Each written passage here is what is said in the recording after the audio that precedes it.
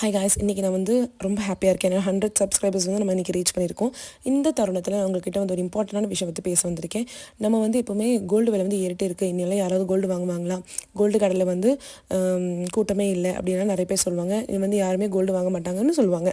ஆனால் நம்ம குடும்ப தலைவராக இருக்கும்போது என்ன பண்ணணும்னா, நமக்கு எப்படியெல்லாம் செலவை கட்டுப்படுத்தி எப்படியெல்லாம் செலவு சுருக்கி நம்மளால் கோல்டை சேவ் பண்ண முடியும் அப்படிங்கிற ஒரு ஆலோசனை உங்ககிட்ட எப்போவுமே இருக்கணும். உங்கள் ஹஸ்பண்டும் இதில் இன்வால்வ் பண்ணுங்கள். ஒரு 3 months 1 monthல் உங்களுக்கு 10,000 rupees சேர்த்து வைக்க முடியல அப்படின்னா 3 monthsல 10,000 rupees உங்களால் தாராளமாக சேர்த்து வைக்க முடியும். இல்லை உங்ககிட்ட 9,000 தான் இருக்குன்னா ஒரு 2,000 போல் எக்ஸ்ட்ரா உங்கள் ஹஸ்பண்ட் கிட்ட தர சொல்லி அடுத்த மாதம் தர வேணாம் அப்படிங்கிற மாதிரி சொல்லி நீங்கள் அவங்களை கூட்டிகிட்டு போய் கோல்டு வாங்குங்க. 1 கிராமாவது 1 கிராம் காயினாக கூட நீங்கள் வாங்கி வைங்க. இல்லாட்டி சிட்டு போடுங்க.